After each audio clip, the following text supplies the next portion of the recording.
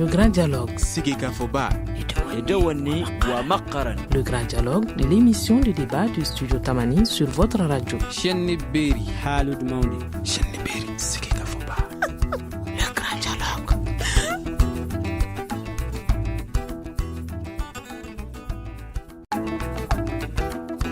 Mesdames et messieurs, bonsoir. Puisque nous sommes vendredi, nous vous proposons donc le forum de la presse. Alors, au menu du forum de la presse de ce vendredi, plusieurs événements qui ont donc marqué l'actualité, comme par exemple l'attaque aujourd'hui même d'un camp de l'aménagement avec un bilan lourd. Un autre camp de la mission onusienne aura été la cible d'une attaque à Tombouctou il y a de cela maintenant une semaine. Il y a également eu cette explosion d'une mine à quelques 300 km de Mopti qui a coûté la vie à 3 militaires maliens. C'était le 5 février dernier. L'insécurité est donc plus qu'une réalité dans la partie septentrionale du Mali. De cette situation et de la visite du patron de l'aménagement à Kidal où il a rencontré la CMA et la plateforme, nous allons nous entretenir avec 3 journalistes, à commencer par Amandengue Sagara, il est du journal Soloni, Paul Nguessan du journal Le Prétoire et Boubacar Paintao du journal L'Indépendant. À la présentation, Seydou Fomba. Le grand dialogue. Auditrices, auditeurs, bienvenue. La situation sécuritaire au Mali, surtout dans sa partie septentrionale, reste préoccupante comme l'atteste cette attaque perpétrée tôt ce matin contre un camp de l'aménagement à Kidal. Le bilan avancé est de 3 soldats guinéens tués et d'une trentaine de blessés. Décidément, les djihadistes, si ce sont les auteurs de ces attaques, en veulent beaucoup à l'aménagement. Je demande maintenant l'impression de Boubacar Paintao de l'Indépendant par rapport à cette situation. Bon, je remercie beaucoup le studio Tamani. Mais moi, mes impressions par rapport à la recrudescence de la violence, ça ne doit pas étonner parce que vu que l'accord de paix et de réconciliation issu du processus d'Alger a été signé il y a plus d'1 an et jusqu'à présent, nos autorités traînent les pas.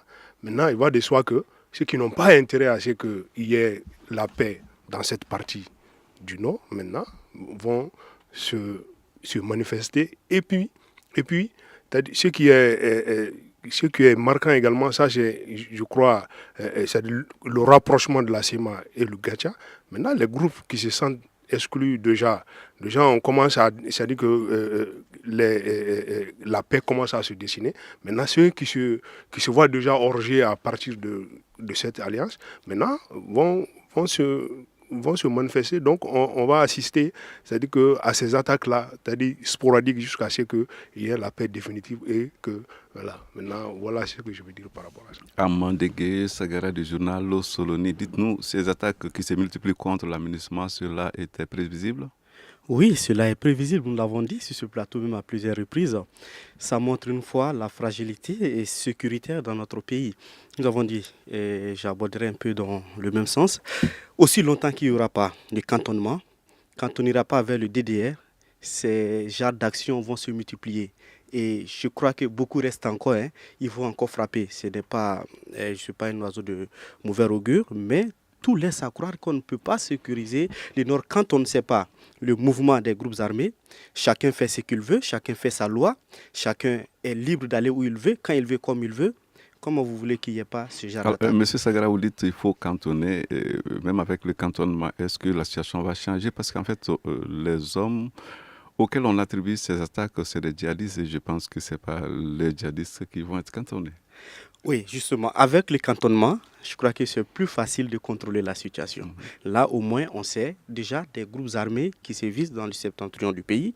Ils sont sous contrôle et maintenant, c'est plus facile de contrôler des groupes isolés, comme vous l'avez dit, des djihadistes. Aussi longtemps qu'il y aura beaucoup de groupes, ce sera difficile même de contrôler ces djihadistes-là, alors que s'il y a le cantonnement, on peut mettre l'attention sur ces groupes isolés qui peuvent frapper à tout moment.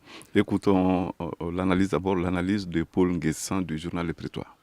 D'accord, merci bien pour l'invitation. Moi, je rebondis sur la même lancée que le confrère. Mais ce que je voulais dire, il faut savoir, lorsque on laisse des djihadistes ou des islamistes occuper le septentrion malien pendant un bon moment, ils ont eu à avoir une base. Ils ont eu à maîtriser tout le septentrion.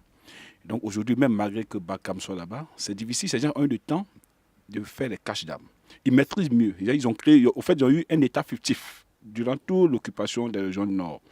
Aujourd'hui, ce n'est pas la présence de la MINUSMA ni de la Barkham qui va faire que l'objectif de l'atteindre, puisque l'opération Serval a été certes lancée on a pu reconquérir certains villes, Tombouctou, Gao. On n'est pas arrivé à Kidal malheureusement, mais le problème c'est qu'aujourd'hui, ces djihadistes-là, est-ce qu'ils ont été tous neutralisés? Ces terroristes, est-ce qu'ils ont été tous neutralisés? Donc c'est eux maintenant qui reviennent à l'action parce que pour eux c'est quoi? C'est comme s'ils ont voulu créer un État, on a voulu les chasser. Donc ils vont riposter. Donc on doit s'attendre à ça. Et ce n'est pas étonnant qu'on voit tout ce qui arrive, surtout aujourd'hui quand on s'en parle à la MINUSMA parce qu'on trouve que c'est une force d'occupation qui est venue quelque part mettre fin à l'État fictif. Boubacar Paintao de l'Indépendant demande à réagir.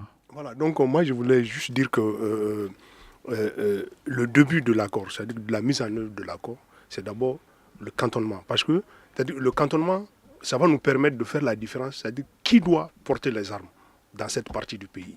C'est-à-dire qu'à partir du moment où on va cantonner, c'est-à-dire ces groupes armés, à partir de cet instant, maintenant, on va définir qui doit porter les armes et qui ne doit pas porter les armes. Maintenant, tant qu'il n'y aura pas, c'est-à-dire que ce mécanisme, tant qu'on n'a pas ce mécanisme-là, maintenant, chacun, le berger aura son arme, bon, c'est-à-dire que le pêcheur aura son arme, etc., etc.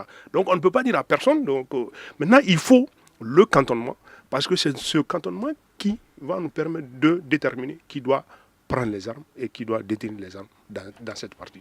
En tout cas, la situation est assez grave puisqu'on apprend qu'un hélicoptère de la mission onusienne a même été attaqué au sol. La riposte aura duré 2 heures de temps. En tout cas, l'attaque a eu lieu au lendemain de la visite du représentant de la MINUSMA qui était venu échanger avec les partis sur les problèmes de la ville, notamment la sécurité. Qu'est-ce que ça vous dit, Amang Dengue Sagara?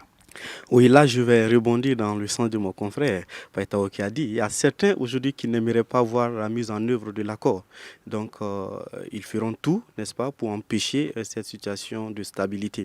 Et quand le premier responsable de la MINUSMA se rend à Kidal, c'est pour aussi s'enquérir des réalités du terrain, c'est aussi apporter un soutien moral aux troupes qui sont là-bas. Donc, il décide le moment opportun pour frapper, pour dire que nous aussi, nous sommes là et nous n'allons pas baisser la garde. Paul Nguessa. Oui, justement, je suis d'avis avec le confrère, mais il faudra savoir que, c'est vrai, une chose est qu'il faut cantonner les gens, mais une chose il faut savoir, aujourd'hui, est-ce que même quand on prend les États, l'autorité malienne est interpellée, parce qu'on laisse seulement Kidal, on prend seulement les gens de Tombouctou, Gao, voici des gens qui ont été libérés, mais ce qui est bizarre, c'est qu'il y a encore des localités où il n'y a même pas la présence des forces de défense et de sécurité. Donc, ce qui donne libre champ à ces djihadistes-là d'opérer tranquillement et de repartir comme si de rien n'était. Donc avant d'arriver au cantonnement, il faudra d'abord qu'on engage la réflexion. Est-ce qu'il n'est pas temps que les localités libérées, qui sont sous contrôle de l'administration territoriale malienne, n'est peut-être pas temps vraiment qu'on puisse déployer nos forces de sécurité et de défense et équipées pour qu'ils puissent quand même rassurer d'abord cette population-là avant de s'attaquer à Kidal, qui est le nœud même du problème aujourd'hui que nous vivons au Mali. Moi, je pense qu'il faut d'abord penser à ça d'abord. Boubacar Paintao. Bon, ce que moi, je peux dire par rapport aux visites du chef de la MINUSMA, je crois qu'il est temps je ne suis pas au pyromane, il est temps à la MINUSMA vraiment de dégager sa position. Qu'est-ce qu'elle veut réellement? Parce que, bon, pour le Malien lambda, bon, c'est une force qui sont venus, bon, voilà, donc, c'est-à-dire ils trouvent de l'argent, ils sont venus pour chercher de l'argent. Maintenant, moi, je pense que, c'est-à-dire, cette visite, aux yeux de ceux-là qui veulent assez c'est-à-dire que la terreur règne sur cette partie, maintenant cette visite n'a aucun impact, aucune influence, donc ça leur dit peu de choses, ça ne les engage pas. Alors vous voulez certainement faire allusion au problème des mandats de cette force? Mandat, effectivement, parce que, on ne nous dit pas réellement, le Malien lambda ne sait pas exactement, c'est-à-dire à quoi sert cette force-là, sans vous mentir. Le Malien lambda, quand on peut faire un sondage tout de suite, maintenant on demande 10 Maliens, maintenant les 10 vont vous dire que nous on ne sait pas, c'est des gens qui sont venus pour chercher de l'argent, point. Voilà. Et cette question à présent, est-ce qu'il y a eu une réaction de la part de la CMA et de la plateforme après cette attaque de Kidal ce matin? Amaguiri Sagara. Bon, la réaction, Amadengue, oui. Et je n'ai pas en tout cas entendu de réaction de leur part et je ne vois pas trop ce qu'ils vont dire. Voilà, parce que même si on essaie aujourd'hui de légitimer en tout cas la CEMA et certains groupes, et tout compte fait, à mes yeux, il reste des terroristes. Et là, moi, leur avis compte peu. Ah oui, là, je suis d'accord avec lui, je rebondis parce que quand on dit CEMA, c'est qui? CEMA, c'est un regroupement qui est autour de MNLA. Le MNLA même qui était le nœud de cette crise que nous vivons aujourd'hui. Aujourd'hui, on change de TOF, on dit une coordination mouvement de l'Azawad. Aujourd'hui, c'est ceux-là qui ont occupé pendant plus de 10 mois les régions du Nord, qui ont violé, qui ont tué, qui ont agressé l'État malien, qui reviennent aujourd'hui sous autre manteau pour dire non, aujourd'hui on va à la paix, mais on va à la paix comment? Est-ce que ces gens-là, ils ont réellement l'idéologie qu'ils avaient en tête? C'est-à-dire qu'avoir un État, est-ce qu'ils ont renoncé à cela? C'est vrai qu'aujourd'hui on va faire les plateformes, on va dans les gens, on discute, on essaie de faire revenir ceux qu'on peut revenir, sauf sous prétexte que non, c'est les fils du Mali. Mais est-ce que ce n'est pas les Maliens, est-ce que c'est pas les fils du Mali qui ont attaqué le Mali? Est-ce que cela réellement dans leur tête, sont-ils prêts même à partir à la paix? Parce que ça m'étonne que au moment où le Gatia rentre, où le chef de la MINUSMA va effectuer une tournée pour rassurer d'abord la population au niveau de septentrion, il rassurait d'abord les forces de la MINUSMA et c'est en ce moment même qu'on vient attaquer bizarrement le camp de la MINUSMA. Et on attaque le camp de la MINUSMA, ni la CEMA ne bronche, ce qui veut dire quelque part il y a un guise sur roche. Alors, je crois savoir quand même qu'il y a la plateforme qui a condamné l'attaque. Apparemment, ça va être le même cas pour la CEMA. Dites-nous maintenant, vous, Boubacar Paintao de l'Indépendant, un autre événement grave, cette fois-ci on vient de parler de la MINUSMA, on va parler maintenant de soldats maliens. 3 soldats des FAMA ont trouvé la mort dans l'explosion d'une mine le 5 février à quelques 300 km de Mopti. Alors, quel commentaire de votre part? Bon, je m'incline devant la mémoire des victimes, mais c'est presque la même lecture que je fais. Hein. Moi, à un moment donné de mon analyse, je ne fais pas la différence entre les soldats de la MINUSMA et c'est-à-dire que les FAMA. Donc, parce qu'à un moment, non, je vois, à un moment donné, ceux qui n'ont pas intérêt à ce qu'il y ait la paix voient ces deux-là presque du même œil. Voilà, donc c'est par rapport à ça, hein, pas par rapport à autre chose. Maintenant, c'est-à-dire pour ce groupe-là, que tu sois de la MINUSMA, que tu sois c'est-à-dire des FAMA, maintenant tu es un élément indésirable dans cette partie. Je crois que c'est cette lecture-là que je fais.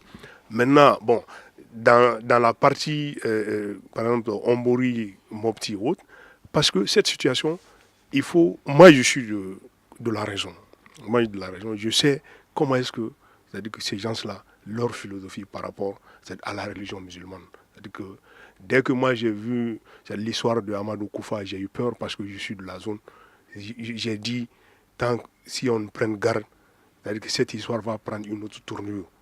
Parce que c'est des gens, moi j'ai rencontré des populations, si tu ne pries pas, ils ne mangent même pas avec toi. Maintenant, imaginez ces populations, si on parvient à les... C'est un foyer de recrutement. Donc il faut dès maintenant prendre des mesures drastiques par rapport à cette zone-là. C'est plus pire que le Nord profond. Hein. Parce que c'est des gens, quelqu'un qui n'accepte pas de manger avec quelqu'un s'il ne prie pas, maintenant, il est facilement manipulable. On peut le recruter facilement. Donc c'est cette analyse-là que moi je fais de la chose. Mais on est en train de le prendre à la légère. Donc maintenant les mines et autres, je crois que cette partie du pays a tout le temps... C'est-à-dire que ces incidents-là, c'est-à-dire que maintenant que ça nous intéresse, à chaque fois qu'il y a un événement, mais c'est-à-dire que tous les regards se tournent vers là-bas. Sinon, c'est des choses qui arrivent couramment dans cette zone-là. Amadégué Sagara? Oui, effectivement, c'est des choses qui arrivent couramment. Et je crois que ça fait partie aussi de la situation du pays. Je reviens toujours à la sécurité. Tout ça montre à quel point notre sécurité est fragile. Et je m'incline effectivement à la mémoire de ces femmes qui sont comme des moutons qu'on envoie à la boucherie. Ils sont exposés et ils seront toujours exposés aussi longtemps que le Mali ne sera pas stable, aussi longtemps que cette tension de confusion, cette tension de désordre va régner. Nos militaires seront toujours exposés. Donc il va vraiment falloir doubler d'efforts. Et comme il a dit, il faut aussi prendre attache avec les populations. parler avec eux. Ils peuvent aussi contribuer en cela. Et les mines, ça veut dire que ça a été placé à un moment donné. Voilà, il va falloir doubler de vigilance, aussi coopérer avec la population, les faire comprendre que cette stabilité, c'est tout le monde qui gagne et vraiment essayer de sécuriser l'ensemble du territoire national. Il a dit, c'est quand un bruit se passe au nord ou quelque part qu'on se rend compte de la réalité, alors que les faits sont là, les faits sont réels et le danger est tout près, le danger est à la porte. Paul Nguessa. Oui, j'aborde dans la même voie que les confrères. C'est ce que je disais tout à l'heure. J'ai dit que ça ne suffit pas de dire qu'on envoie des soldats. Nos soldats qui sont là-bas, comme on dit, il faut qu'ils soient équipés. Aujourd'hui, la donne a changé. Hein. Ce n'est pas le fait de dire on détache un détachement, on fait un contingent de l'armée malienne qui vont à Mopti sécuriser. Non, la donne a changé. Aujourd'hui, le problème des mines, est-ce que nos soldats étaient-ils prêts à cela? Aujourd'hui, il faut qu'on forme les gens pour qu'ils puissent détecter réellement tous ces engins qui sont ces zones minées-là. On ne le fait pas, ou bien ça on le fait peut-être avec la DGT, c'est quand justement, quand il y a un événement, on essaie de prendre des communiqués. Non, mais les gens qui meurent, c'est des enfants des gens, les populations sont en danger. Les enfants, récemment, je suis dans une presse où un enfant à Gao allait prendre une mine, pensait que c'était un jouet qui s'est explosé. Donc il y a un problème à faire, et comme l'a dit tout de suite le confrère de Soloni, il faut vraiment associer vraiment la population à la chose, à la sécurité. Ça ne suffit pas d'aller faire un tour, non, il faut les associer, il faut les convaincre, il faut les faire savoir qu'ils sont partie prenante de la sécurité, pour qu'ils puissent vraiment collaborer avec nos forces de défense et de sécurité, pour que ceux-ci vraiment puissent vraiment alléger à moins d'un temps soit peu de la souffrance qu'ils ont. Studio Tamani, nous allons observer une courte pause avant de poursuivre ce débat. Vous écoutez Studio Tamani, votre avis nous intéresse. Écrivez vos commentaires et suggestions sur la page Facebook et dialoguez avec nous. Studio Tamani, c'est aussi les réseaux sociaux. Nous abordons le second volet de cette émission. Nous avons donc évoqué dans le premier volet la situation sécuritaire dans le septentrion malien. À présent, nous allons nous intéresser à une visite. Le président allemand Joachim Gauck a entrepris ce vendredi même une visite ici au Mali. Au cours de cette visite, il y aura des échanges avec les autorités maliennes. Et au cours de ces échanges, il sera question de paix et de sécurité. C'est un événement bien important, non? Je pose la question à vous, Boubacar Paintao. Bon, la visite du président allemand, moi je vois que c'est, bon, moi de mon analyse c'est un non-événement. Hein. Et pourquoi? Parce que, bon, venir annoncer que l'Allemagne va encore envoyer des soldats, mais pourquoi faire? C'est ça la question, c'est cette question que je me pose. Sinon, s'il s'agit de questions de soldats, je crois qu'on en a suffisamment. Maintenant, le problème, on le sait, il est connu, c'est d'équiper les soldats qui sont déjà ici. Maintenant, ils vont venir avec leurs blindés, ils vont venir avec leurs armes, ils vont passer tout leur temps à pavaner. C'est la même chose. Si c'est pour réellement discuter des modalités d'envoi, c'est-à-dire comment déployer un effectif supplémentaire, moi je suppose que je pense vraiment que c'est un non-événement parce que ça ne va rien régler la chose. Ça va plutôt contribuer à déplacer le problème. Parce qu'on va penser qu'il y a tout cet effectif au Mali et pourtant, malgré tout, l'insécurité persiste alors que, c'est-à-dire qu'on ne résout pas en fait le problème, on le déplace. Maintenant, nous donnons la parole à vous, Amandengue Sagara du journal Soloni. Oui, c'est une visite de plus. Moi, quand je vois tous ces chefs d'État européens qui circulent ici, c'est une visite de plus. Je ne vois pas qu'est-ce qu'il va apporter de nouveau. Et c'est un événement parce que logiquement, c'est le président allemand qui vient en République du Mali. Voilà, on pense qu'il est supérieur à notre président Ibrahim Boubacar Keïta. Sinon, je ne vois pas qu'est-ce qu'il va amener de plus. Il y a eu trop de discours, il y a eu la théorie, il faut maintenant la pratique. Moi, je pense que c'est ça qu'on a besoin. Des propositions, en tout cas des promesses, on en a assez. Il faut maintenant passer à l'acte, cantonner en tout cas les différents groupes, donner les moyens à l'État malien, donner la souveraineté à l'État malien. C'est très important parce que, quoi qu'on dise, nous ne sommes pas souverains, on se blague ici. Donc, il va falloir vraiment donner à l'État malien toute sa souveraineté et laisser l'État malien agir et l'appui aussi nécessaire. Sinon, des visites des chefs d'État, je ne vois pas en quoi ça pourra faire avancer. On a eu beaucoup de visites, on a eu beaucoup de promesses, on a eu beaucoup de rencontres autour de cette question, mais jusqu'ici, rien ne va. Et c'est ce qui nous amène encore dans cette situation sécuritaire, c'est ce qui nous amène encore dans ces attentats qui se répètent chaque fois. Paul Guessan de l'Indépendant. Oui, je suis d'accord avec leurs collègues. S'ils veulent nous aider, moi je pense que le président allemand est là. S'il veut nous aider, ils n'ont qu'à aller, comme c'est eux qui forment un club de décideurs au niveau des institutions, la communauté internationale, ils n'ont qu'à nous aider pour que vraiment on puisse aider le Mali. D'abord, les promesses faites pour pouvoir aller au processus de DDR, de démobilisation, désarmement, réinsertion, qui vont plaider auprès des bailleurs, qui nous envoient des sous, qui nous ont promis, pour que nous puissions vraiment commencer la phase réelle, que nous puissions avancer. S'ils veulent qu'ils nous aident, qu'ils nous envoient des équipements que l'armée malienne a besoin. Mais si c'est venu juste pour dire ouais, une visite de courtoisie, comme l'a dit Patao, non, on doit, les 650 soldats vont venir renforcer le rang de la MINUSMA, mais on a déjà combien sur le terrain ici? Ce n'est pas ce que nous voulons. Nous voulons aller au concret parce que les gens sont fatigués. Et aujourd'hui, imaginez-vous un peu, tous les jours que Dieu fait, on nous pardonne 2 soldats, 3 soldats. Est-ce qu'on pense demain que cela même peut pousser même cette armée-là, cette grande miette-là, à pouvoir se révolter? Parce qu'à un moment donné, quand c'est trop de trop, les gars disent on ne peut plus aller à l'abattoir. Et si jamais l'idée naissait dans la tête des gens. Donc, dès maintenant, il faut anticiper pour trouver des moyens. Donc, ils nous aident vraiment pour que nous puissions sortir vraiment de cette crise-là qui est en train de ancrer vraiment dans les mœurs et qui devient vraiment un danger pour le pays. Je pense qu'il est temps vraiment qu'on puisse mettre fin à ça. Donc, la visite du président allemand, pour moi, comme ils ont dit, c'est un non-événement pour nous, en tout cas. C'est un non-événement. Alors, Monsieur Pentao du journal L'Indépendant, je pense quand même que quand le président allemand arrive au Mali, ça ne peut pas être un non-événement dans la mesure, quand même, ces 2 pays ont beaucoup de choses à se dire, dans la mesure où c'est l'ITM qui forme les soldats et je crois que cette structure est dirigée par un Allemand. Est-ce que vous ne pensez pas que les autorités maliennes et allemandes ont des choses sérieuses à se dire? Bon, l'arbre ne doit pas cacher la forêt. Hein. L'UTM, il forme le soldat en quoi? Droit de l'homme, il ne faut pas tuer. Si vous tuez, mais pas seulement. Vous serez, non, mais c'est ça. J'ai eu l'occasion de discuter avec les soldats. C'est un peu ça. Si vous tuez les gens, on va vous traduire devant la CPI, etc. etc. Ça, c'est. Moi, je pense que nous, on n'est pas là. Hein. Nous, on a un problème sécuritaire. Maintenant, ce problème sécuritaire, il faut prendre les mesures nécessaires par rapport à ça. Maintenant, s'il faut des soldats qui ont été formés, 10 ans, 15 ans après, on vient les reprendre encore pour dire qu'on va les former. Mais on va les former en quoi? Il faut qu'à un moment donné, qu'on s'arrête et qu'on fait le bilan de ce qui s'est passé. C'est pas ça. C'est les formations qu'on est en train de les donner, ils n'en ont pas besoin. C'est juste les former en droit de l'homme. C'est ça le fondement. Sinon en haut, bon, c'est-à-dire que les exercices de footing et autres là, non, ça c'est la partie visible. Mais ce qu'il y a à l'intérieur, c'est les former, c'est-à-dire que les inculquer les notions de droit de l'homme.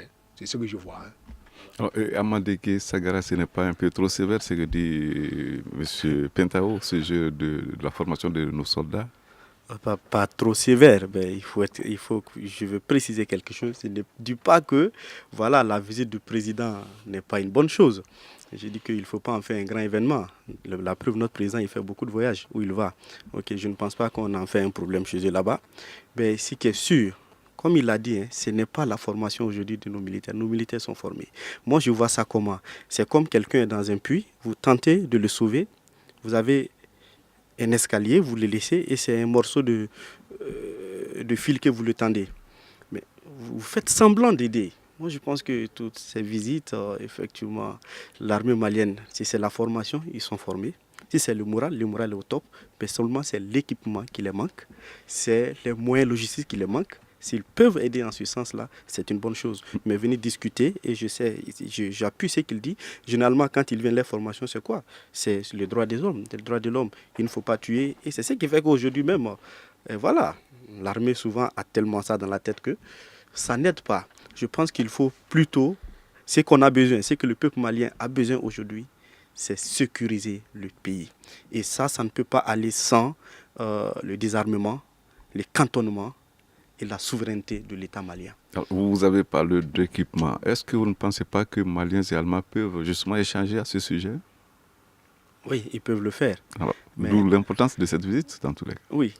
Bon, la visite, on ne dit pas que la visite n'a pas son sens, mais je dis que je maintiens, ça n'est pas un événement qu'il faut prendre comme quelque chose d'extraordinaire. C'est un chef d'État qui rend visite à un autre chef d'État. Ils peuvent se parler de tout. Ils peuvent même ne pas parler des armements comment parler. Donc, c'est ce que je veux dire. C'est une visite comme les autres visites. Je ne vois pas de portée particulière à cette visite. Nous allons à présent écouter l'avis de Paul Nguessa. Oui, et justement, l'allemand, avec le terme Akoliko, moi je pense que la mise à niveau des forces de défense et de sécurité, pour moi même, je pense que c'est même une injure à l'armée malienne, faire une mise à niveau d'une formation militaire. Est-ce à dire que nos soldats ne sont pas à la hauteur? Ne sont-ils pas des soldats acquis comme il se doit? Je pense que non. Aujourd'hui, le problème réel de l'armée, quand on les demande, on n'est pas équipé. Nous avons besoin de logistique. Et puis le chef d'État allemand, je pense que son pouvoir est très limité par rapport à la chancelière Merkel qui a encore plus de pouvoir de décision. Donc, effectivement, c'est vrai, il peut être un courroie du moins pour le relais auprès de la première Merkel. Oui. Mais c'est pas ça que nous avons besoin. Plus nous sommes en train de traîner, plus ces djihadistes qui sont éparpillés dans le septentrion malien, qui ont bien les caches d'armes qu'ils maîtrisent bien, ils se reconstituent doucement. Et surtout qu'aujourd'hui, la Libye qui est à la porte du Mali, avec l'État islamique qui a compris le quartier général à Site, la menace est grande. Il faut vraiment dépasser certaines réflexions. Il faut aller dans l'urgence. Et dans l'urgence, c'est d'aider le Mali, l'armée malienne, à avoir l'équipement qu'il faut. C'est d'aider le Mali à pouvoir faire face à la menace. Parce que cette menace-là, ce n'est pas seulement le Mali, c'est pas toute la sous-région, mais c'est au Mali parce que c'est le Mali avec l'occupation pendant les 10 mois qu'on a vu tous ces développements de Mijao qui sont confondus aujourd'hui, ces Mijao qui changent de Tov, qui devient Sema, etc. Donc le problème est là, le problème est réel. Il faut qu'on avance. Il faut que l'accord d'agir, on puisse vraiment commencer à l'application pour qu'on sache réellement à qui on a affaire. Et en ce moment, cette communauté-là va nous aider pour que nous puissions vraiment neutraliser les dernières poches et que le Mali retrouve sa stabilité d'attente. Studio Tamani, la suite de ce débat dans un instant. Une réaction, Un avis, Un commentaire, Réagissez sur la page Facebook de Studio Tamani et restez connectés avec nous. Studio Tamani sur les réseaux sociaux pour vous faire entendre. Dans le forum de la presse de ce vendredi, nous avons parlé de la situation sécuritaire dans le septentrion. Nous venons d'évoquer la visite du président allemand au Mali. Nous allons à présent complètement changer de cap puisque c'est de l'excision que nous allons parler. Alors, vous le savez, le Mali vient de célébrer la journée mondiale contre la pratique. Le combat continue-t-il toujours? La question à vous, Boubacar Pentao. Bon, sur la question de l'excision, je crois que moi, j'ai une lecture très très différente. Bon, c'est-à-dire qu'à ce courant généraliste, parce que au lieu que, c'est-à-dire qu'on ne doit pas tout nous dicter de l'extérieur. Moi, je suis un peu hostile à ça. C'est-à-dire qu'aujourd'hui, chaque peuple a sa culture, chaque peuple a sa vision des choses. Nous, notre vision des choses, il faudrait qu'à un moment donné, les autres aussi la respectent. Aujourd'hui, il vient nous dire qu'il faut arrêter avec l'excision. Maintenant, pourquoi on ne dit pas qu'il faut arrêter avec la circoncision? Parce qu'il ne faut pas juste voir l'aspect excision, mais il faut aller au-delà. C'est juste une question de géopolitique. Parce qu'on ne touche pas c'est-à-dire à la circoncision, parce qu'en Israël, on pratique la circoncision. Si jamais on se bute à ce point, maintenant on va se buter, c'est-à-dire qu'on va se buter à l'Israël. Maintenant on vient nous voir, maintenant il faut arrêter avec l'excision. Moi je pense que si les conséquences qu'on a citées, moi je pense que les conséquences, si on peut les maîtriser, pourquoi ne pas en faire de façon clinique? Première proposition. Deuxième proposition, c'est-à-dire qu'il faut d'abord passer par les sensibilisations. Ne montre pas seulement les côtés négatifs, parce que nous avons un peuple, c'est-à-dire nous sommes un peuple qui vient de loin. On a toujours pratiqué l'excision. Même le fait de boire de l'eau, il y a des conséquences. Maintenant, on peut les minimiser.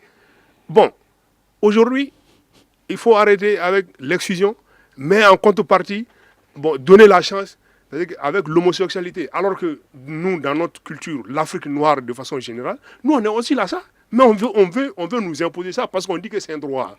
Si c'est un droit de se marier entre deux hommes, moi je pense que c'est un droit pour un parent d'exciser sa fille. Alors, parlons, s'agissant donc de l'excision, ce qui vous dérange le plus, c'est que vous avez l'impression que c'est quelque chose qui est imposé de par l'Occident, c'est ça? C'est imposé. Mais nous, nos gouvernements qui ne vont même pas à payer les fonctionnaires, ne vont pas injecter de l'argent pour mener ces campagnes afin qu'on arrête ça. Mais c'est ça. La conclusion est vite tirée. Amandigue Sagara. Bon, je fais une autre lecture avec vos confrères.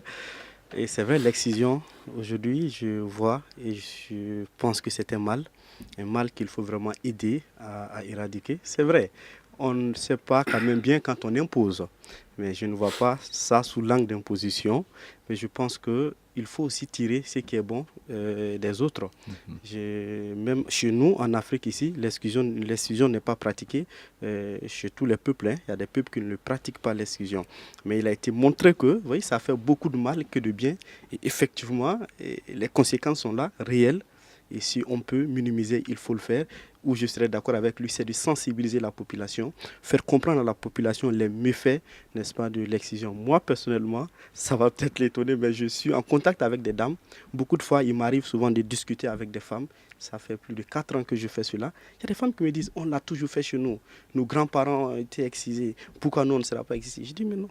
Il y a des conséquences. Le monde change, le monde avance. Et il y a de ces choses peut-être qui ne se faisaient pas il y a 100 ans qu'on voit aujourd'hui. Il y a de ces maladies qui n'ont pas existé il y a 100 ans qui existent aujourd'hui. Donc il faut aussi voir le côté sanitaire de la chose. Ça a quand même beaucoup de conséquences. Beaucoup de conséquences. J'ai suivi quand même certaines ONG. J'ai vu certaines images qui sont vraiment choquantes. Et si on peut aujourd'hui sensibiliser, si on peut arrêter cela, c'est bien.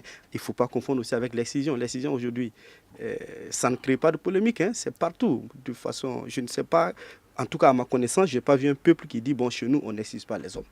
Et ce n'est pas Israël seulement, je pense que ça c'est plutôt mondial. Apparemment, il s'agit de deux pratiques qui n'ont pas les mêmes conséquences. Oui, mais non, mais c'est-à-dire que c'est ce qu'on veut vous faire comprendre. Sinon, en réalité, c'est la même chose. Quand on parle de mutilation, c'est des mutilations aussi. Maintenant, pourquoi on ne s'attaque pas à ça? La différence, c'est que jusqu'ici, je n'ai pas vu de voix qui se lèvent. Parce que c'est une question de géopolitique. Je crois que le problème, c'est au niveau des conséquences. Les conséquences, c'est une question de géopolitique. Parce qu'on ne peut pas aujourd'hui dénoncer la circoncision parce que l'Israël le pratique. Non, oui, je ne suis pas d'accord avec vous. Mais quand vous mentionnez Israël, parce que l'Israël n'est pas n'importe qui dans le monde. Nous allons donner la parole. L'Israël n'est pas n'importe qui dans le monde. Où mettez-vous le Mali alors? Mais le Mali pratique la circoncision. Écoutez, avant que je ne donne la parole à l'autre, Paul Longuessa, je crois quand même savoir que les médecins, tout le monde parle de certains aspects positifs de la circoncision, surtout sur le plan hygiénique. Donc je pense que s'il y a problème, le problème c'est au niveau des conséquences des deux pratiques. C'est ce qu'on veut nous faire comprendre. C'est ce qu'on veut nous faire comprendre. Donc nous allons maintenant donner la parole à Paul Longuessa. Non, pourquoi ne pas le faire de façon clinique? Ce n'est pas la question. Justement, le problème des décision, c'est un flux qui se pose, c'est vrai. Il y a ses avantages. Il faut voir aussi, moi je pense qu'il y a ses avantages et il y a ses inconvénients. Aujourd'hui, quand vous faites un sondage, c'est vrai que ces gens qui sont habitués. Là, moi, je suis même la dernière fois de la journée, on a un reportage sur la Guinée, où c'est comme ça fait partie même de mœurs. Si j'ai une femme, c'est normal. Aujourd'hui, on trouve que c'est vrai, avec la pratique, le fait que ce n'est pas clinique, il y a des dangers. Et effectivement, je suis d'accord, il y a des dangers parce que des fois, il y a des images qu'on voyait, c'est vraiment atroce. Et puis aujourd'hui, avec des fois une lame pour plusieurs femmes, etc. Bon, il y a vraiment... Mais ce qui, moi, je voulais revenir là-dessus, ce sont ces ONG-là qui sont dans ce domaine-là. Parce que moi, j'ai eu la chance l'année dernière de faire une enquête, mais je pense qu'ils font de ça un business. Et moi, c'est là qui me révolte. Parce que moi, j'ai vu une dame qui est active, qui est une militante, qui se bat, qui fait le tour du Mali pour dire « n'excitez pas aux femmes ». Mais moi, bizarrement, une fois que je causais, elle m'a dit « non, moi, j'ai excité mes filles ». Donc, ça dit qu'il ne faut pas... Mais quelle explication donne-t-elle à cela? Mais justement, je pense que là, elle est en train de faire un double jeu parce que là, elle fait de ça un business parce qu'elle a une ONG, il faut des sous, des partenaires pour pouvoir aller sensibiliser. Mais dans le fond, c'est qu'elle n'est pas de cœur avec vraiment ce qu'elle fait. Et là, moi, ça qui me révolte. Et je pense qu'il faudra que ces partenaires-là qui financent les décisions-là puissent vraiment ouvrir les yeux réellement d'où vont l'argent. Sinon, je suis d'accord qu'aujourd'hui, avec les conséquences, vraiment, on peut sensibiliser la population. Il faut sensibiliser la population pour leur faire comprendre qu'il y a des dangers, il y a des risques sur les décisions. Mais il ne faudrait pas que des gens font de ça un fonds de commerce. Et là, particulièrement, moi, c'est ça qui est mon coup de cœur. Je pense qu'il faut arrêter de jouer avec la conscience humaine. Je crois que nous allons à présent aborder le sport, précisément le football, avec les aigles locaux. Les aigles locaux qui sont donc revenus du Rwanda, deuxième. Ils étaient donc en finale, mais finalement, cette finale ne s'est pas bien passée. Alors, comment est-ce que vous appréciez les parcours des aigles locaux au Rwanda? Je pose la question à vous, Boubacar Painta. Moi, je les félicite. Vraiment, je les félicite parce que ils ont dépassé, moi, la performance que je m'étais fixé. Donc il n'était pas évident qu'il se retrouve en finale. C'était pas évident, mais un pays où il n'y a pas de compétition, c'est-à-dire qu'il n'y a pas de championnat. Maintenant, quand on parle des locaux, il s'agit du championnat à l'intérieur du pays. Maintenant, bon, aujourd'hui, les Congolais ont pris la coupe. Bon, ça, c'est évident, avec le tout-puissant Mazembe, etc., etc. Je crois que, c'est-à-dire que les aigles, ils sont à féliciter. Voilà, c'est ce que je peux dire. Amandé Sagara. Oui, je félicite nos aigles, mais juste ce que je veux dire, c'est que ça, c'est à l'endroit du peuple malien même. En tout cas, j'ai remarqué qu'on aime trop se contenter du peu qu'on a. Quand on est troisième, ça se fête ici. Quand on est deuxième, ça se fête. Aussi longtemps qu'on va continuer à se contenter, en tout cas des secondes places, on va toujours rester là. Il faut montrer aussi à nos joueurs que la première place nous intéresse. Nous aimons aussi danser quand nous sommes premiers. Vous voyez, quand ils sont venus, ils ont été accueillis. Je ne suis pas contraint. Mais chaque fois, quand on sort pour accueillir des deuxièmes alors qu'il y a des premiers, on sort pour accueillir des troisièmes. Je pense que la personne peut dire, bon, le peu que je fais, apparemment, on trouve satisfaction et je vais continuer dans ce sens. Bon, une manière de farcer, mais dire aussi à nos aigles d'essayer d'aller loin, de ne pas toujours se contenter des secondes places, mais aussi de chercher à percer. Je sais que si le Mali s'était surpassé, ils allaient aller plus loin. Ils ont sous-estimé l'adversaire, l'équipe en face, alors que le tout-puissant Mazembe, c'est une équipe qui s'est fait respecter dans cette compétition et continuera à se faire respecter. Il ne faut jamais sous-estimer celui qu'on a en face. Paul Nguessan de l'Indépendant. Oui, du prétoire. Du prétoire. Voilà, moi, j'aborde dans le même sens. Effectivement, chapeau aux aigles locaux qui ont fait un travail formidable. Mais ce qu'on peut retenir, et là, je suis d'accord avec les confrères, quand on regarde, on parle pas du TP Mazembe. C'est une formation à la base. Aujourd'hui, il est temps aussi qu'au Mali, nous commençons aussi cette formation à la base. Et on tire chapeau, moi je passe par au chapeau, ce n'est pas une publicité, mais je tire chapeau à l'Académie Guillaume, qui est en train de faire un travail extraordinaire et remarquable. Je pense qu'on doit s'inspirer du cas. Aujourd'hui, quand on prend toute la sous-région, aujourd'hui, vous voyez que les centres de formation en football, ça pousse comme des petits champions. Il est temps aussi qu'au Mali, on commence à partir sur cette base. Il ne faut pas prendre seulement 2 ou 3 personnes, non. Parce qu'aujourd'hui, si on veut être premier, il faut à la base. Moi, j'ai été surpris de voir les jeunes jouer. Quand on regarde même le schéma, c'était tellement beau à voir. On sent quand même qu'il y a un niveau qui est en train, le niveau du football africain est en train de partir de l'avant. Pourquoi? Ça cause des centres de formation. Il est temps qu'on s'en engage la réflexion plutôt que de faire des querelles de clochers, de minarets au niveau de notre fédération, qui fait que malheureusement, on n'arrive pas, peut-être à cause de ça, peut-être qu'on n'arrive pas à avoir toujours la première place et on est toujours en se contentant de deuxième place et troisième place. Donc il est temps qu'on a dépassé la fédération même, ne donne pas l'exemple aux joueurs. Et c'est dommage de le dire, c'est dommage. Mais vraiment, chapeau aux aigles qui ont vraiment fait une prestation vraiment encourageante et très brillante. Chapeau à eux tous et on espère que prochainement, il reviendra la coupe pour nous faire plaisir. Les aigles locaux qui ont fait de leur mieux, l'encadrement technique aussi, dites-nous Boubacar Paintao. Bon, ce que moi je voudrais juste rebondir sur les propos de mon confrère. Bon, dire que minimiser l'équipe du Congo dans cette compétition, c'est méconnaître un peu le football. Parce qu'il s'agit des locaux. Maintenant, aujourd'hui, le tout-puissant Mazembe, aujourd'hui est imbattable, presque sur le continent. Voilà, et maintenant, on ne peut pas dire que à ce niveau qu'on va minimiser. Voilà, mais c'est une équipe comme le Congo. Vous partez déjà perdant. Parce que vous voyez que celui qui est en face de vous est imbattable. Je suis désolé, mais là, vous partez déjà perdant. Je dis bien le football. J'ai voulu dire que... Le football, ce n'est pas un jeu de hasard. C'est pas un jeu de hasard. Donc vous pensez que ce match était perdu d'avance? Pas perdu d'avance. On a fait ce qu'on pouvait faire. Alors dites-nous, M. Penta, vous pensez que l'adversaire était nettement au-dessus? Très au-dessus. Dans un pays où le championnat ne se joue même pas, nous on parvient à se classer deuxième, c'est-à-dire sur le continent. Alors, j'insiste, il faut éviter le contentement. Mais on ne peut pas demander. Vous vous contentez trop du peu. Mais les jeunes qui sont partis n'avaient même pas de... Parce que C'est-à-dire qu'il s'agit de... Je vous comprends, mais c'est là que je ne suis pas d'accord avec vous. Ne dites pas que ces jeunes-là n'étaient pas en mesure de remporter la victoire face au Congo. Ne le dites pas. Oui. Alors, je pense que nous allons passer à autre chose puisqu'il nous reste vraiment très peu de temps. Nous allons dire un mot d'un sujet qui préoccupe énormément tous les hommes de médias de la place aujourd'hui. Voilà plus d'une semaine que Birama Touré, journaliste au Sphinx, a disparu. Ni parents, ni collègues n'ont aucune nouvelle de lui. Et le monde des médias maliens commence à se mobiliser pour le rechercher. Il faut certainement l'encourager, non? Nous commençons par vous, Paul Nguessa. Oui, Birama Touré, c'est vraiment inquiétant parce que plus d'une semaine, on ne sait pas où le confrère est. Mais moi je pense qu'il est temps quand même qu'on engage la réflexion au niveau de la presse. Mais qu'est-ce qui se passe concrètement lorsqu'il y a un problème au niveau de la presse? Moi, j'ai remarqué, moi personnellement, ça c'est mon sentiment, j'ai remarqué que quand il y a... C'est comme s'il y a deux sortes de catégories de journalistes au Mali, quoi.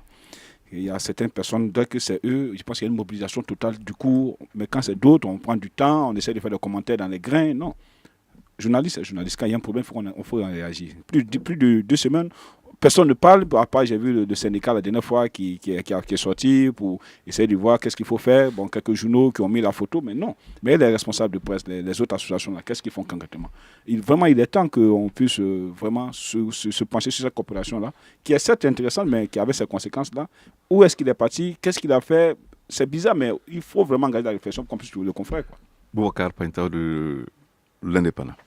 Bon, moi, je ne peux que prier pour qu'au moins on puisse le retrouver c'est-à-dire en bonne santé, en entier. Mais au-delà, la lecture que moi je vais faire de cela, je ne suis pas trop content du traitement que la presse malienne donne à cela. Parce qu'on a tendance à reléguer cela comme, c'est-à-dire au second plan, sur notre troisième plan. Parce que c'est pas... parce que on est tout le temps... Les scandales des autres, c'est-à-dire quand ça va passer les autres, on est les premiers, ça fait la une, et puis voilà, ça domine l'actualité. Mais on a l'impression que, bon, comme sur le chien aboie, la caravane passe, et puis voilà, Brahma est porté disparu, point. Voilà. Et puis on n'en parle pas. Alors que c'est un journaliste, c'est un de nos confrères. Le traitement qu'on donne, c'est-à-dire que à cela, vraiment, je déplore cela. Amandegue Sagara du journal Soloni. Effectivement, là j'aborde dans le même sens que lui. J'espère que cette fois-ci on va pas s'étirailler là-dessus. Je suis parfaitement d'accord, le traitement. Et on ne peut que souhaiter que le confrère revienne très vite parmi nous. Et demander encore davantage à la presse de se mobiliser, de faire son mieux. On va continuer à nous battre jusqu'à ce qu'on ait des nouvelles rassurantes, en tout cas sur le confrère. Aussi monter, en tout cas, la garde. Et c'est très important que la presse prenne l'affaire au sérieux et que cela puisse faire les unes et témoigner notre solidarité vis-à-vis du confrère. Nous prions donc Dieu pour qu'on retrouve le confrère, pour qu'on entende de bonnes nouvelles à son sujet dans les jours à venir. Ceci met donc un terme à votre émission, le forum de la presse de ce vendredi 12 février 2016. Nous avions 3 invités, Amandegue Sagara du journal Soloni, Paul Nguessa du journal Le Prétoire et Boubacar Paintao de l'Indépendant. L'émission vous a été présentée par Seydou Fomba, réalisation Ousmane Diadjetouré, mise en onde de Salim Diouara, à la régie vidéo Mamadou Ouattara. On se retrouve la semaine prochaine. Le grand dialogue. Le grand dialogue de l'émission de débat du studio Tamani sur votre radio.